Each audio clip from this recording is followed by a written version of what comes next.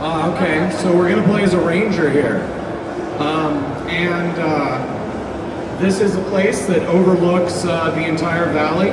You can see this is a good place to get an eye of what's going. You can see if the crops are burning or if the pump house over there is on fire. You can see if the harpies are there. You can look up and see some of the harpies flying above the dam right now.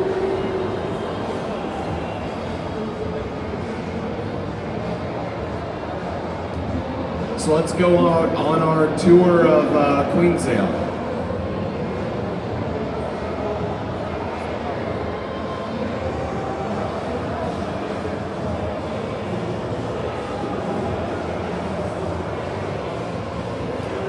Okay, so now we're heading over to the town of Claypool, and Claypool is an interesting town.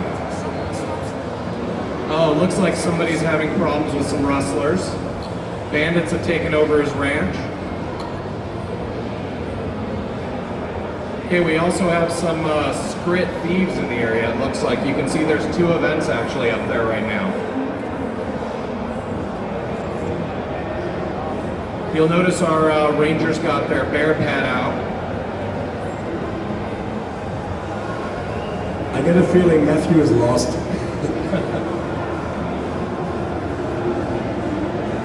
Oh no, he hasn't met. Yeah, so this area around Claypool is outside of the area most people have been playing in. It has a lot of old enemies that you'll be remembering from Guild Wars 1, including Scale. Everybody remembers killing Scale right out of the beginning in Prophecies, right?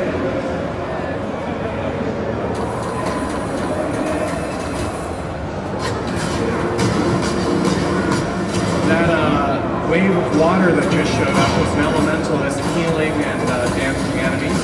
You can see the rangers using spread shot. This is a short bow, so it's a very mobile weapon. Very different from the longbow. If the ranger can get behind or to the side of enemies with the short bow, it can inflict better damage and in fact stun.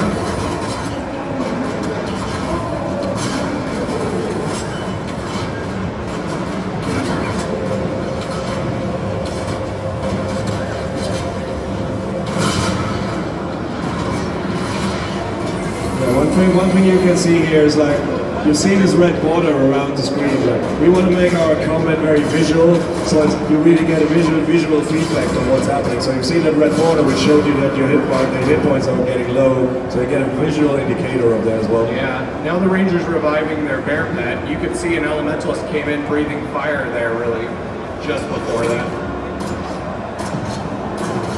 So you can get an idea here how kind of combat works with a small group that's working together. We've got, you know, someone of every profession here.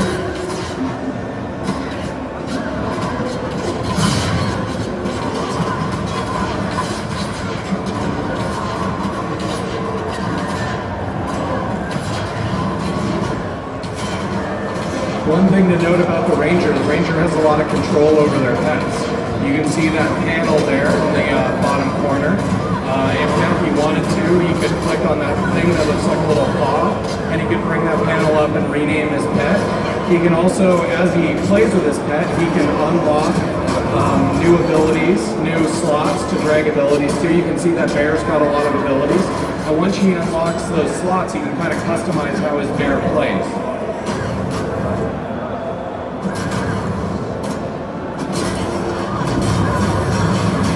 As you've seen, like when the ranger was reviving his pet, this is the reviving in Guild Wars 2. It also works in a way that every character can basically revive other characters and even NPCs without using a skill. Yeah. Now you'll notice Matthew just switched to, he switched back to bow. Let's see if we can get him to switch back to his melee. So he switched back to a war horn and a sword, and now he's summoned a flock of birds in there to attack one of the bandits. He does that with his war horn. He can also buff his allies with his war horn. We want the ranger with a sword to be a capable melee combatant. So this is a good example of the versatility we've been talking about with our professions.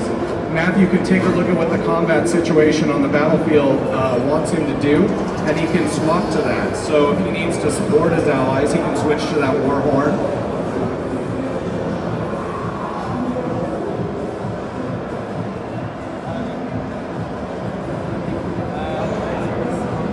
Looks like we're going to continue our travels here.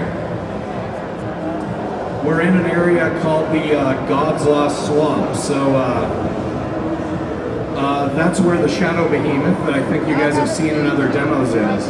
Another thing to note about God's Lost Swamp is it got its name because that's where the Temple of the Ages is. Something happened in the last 250 years where the Temple of the Ages has been forsaken by the gods, and we'll probably go get a look at that.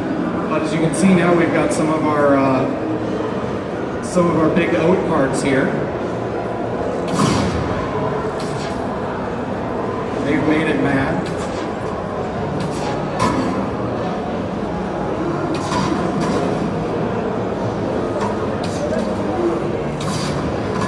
So one thing you'll notice is the oat carts will occasionally bind a character up in roots.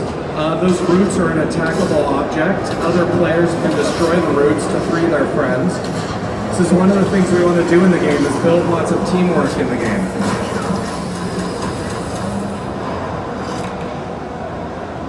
Matthew just put a trap down, which is one of his utility skills. People will remember rangers and traps, I think, from the first game. So you can see Matthew's caught in the binding roots there. Oh, now he's down. Yeah, as you notice, if your hit points fall to 0, you are not immediately die. You get into something as we call the down status. Yeah, if they manage to finish that oat card out, they'll rally.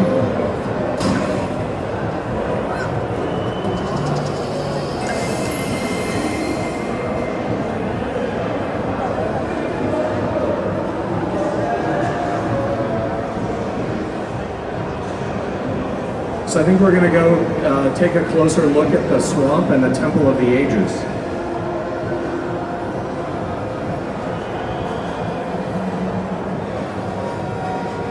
So this is where the Temple of the Ages was. You can see the statue of Dwayne there, seen better days, but it's kind of knocked down now. And you'll notice that a lot of shadowy creatures are kind of leaking through from previous things. They're swimming a little bit there.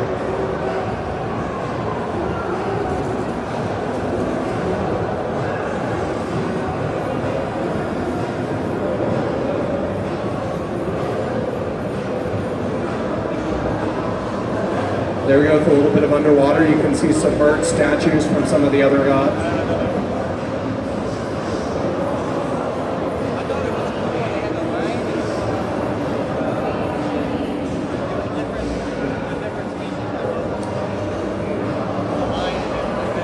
Why don't we continue onward here? There's Gren.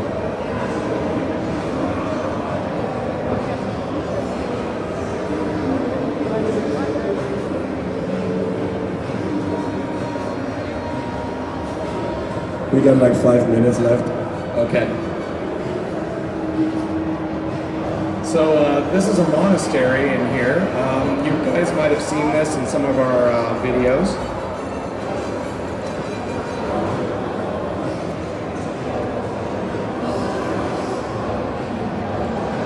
This is one of the places where quite a few events take place. In particular, there's they make a lot of beer and wine at this monastery, and so there's an escort to try to get vital supplies of beer to the town of Beetleton, which you might remember from the first game as well.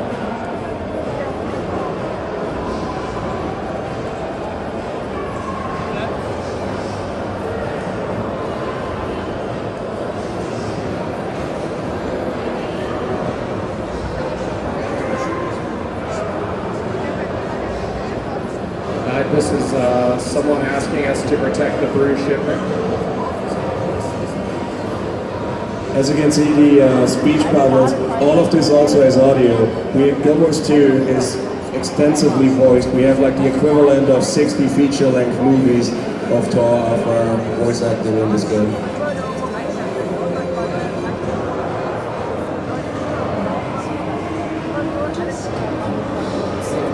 course it's too noisy here, so you don't hear it.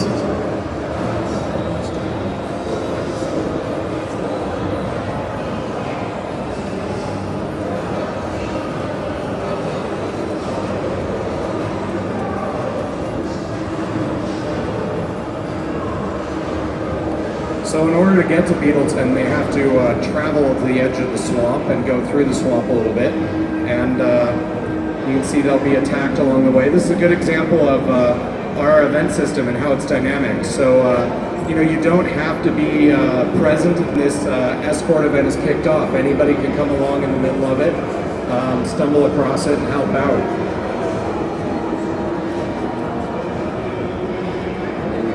So hey Matthew, we have like 1 minute left. Do you want to show something super flashy, or why don't we go to see if we can get our guys to go to Beetleton, so we can see the town of Beetleton. So Beetleton is a small town that you guys might remember protecting from the undead in Guild Wars 1. It's grown up a little bit in the intervening years, I think thanks mostly to the efforts of Codicus, who is the new Lord of Beetleton.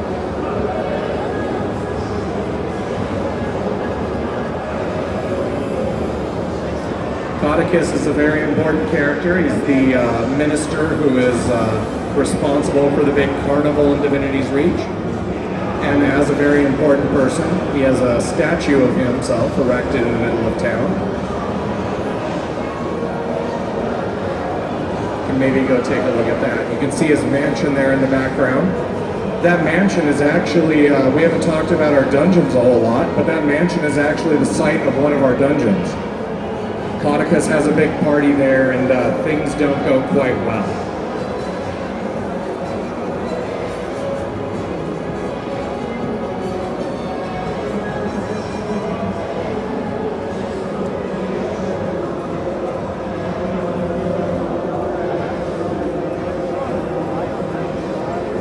There's Lord Codicus now, in statue form.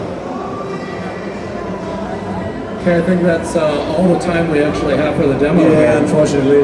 But we will have another demonstration at 4 o'clock, and we will do it in English again, and we will freestyle again, so we'll probably show you something else there. Show you a little something different. I know we're going to play the Necromancer also, so people want to see the Necro in action. We'll go through that at 4. Okay, I would say a big applause for Mr. Eric Flanagan. Thank you.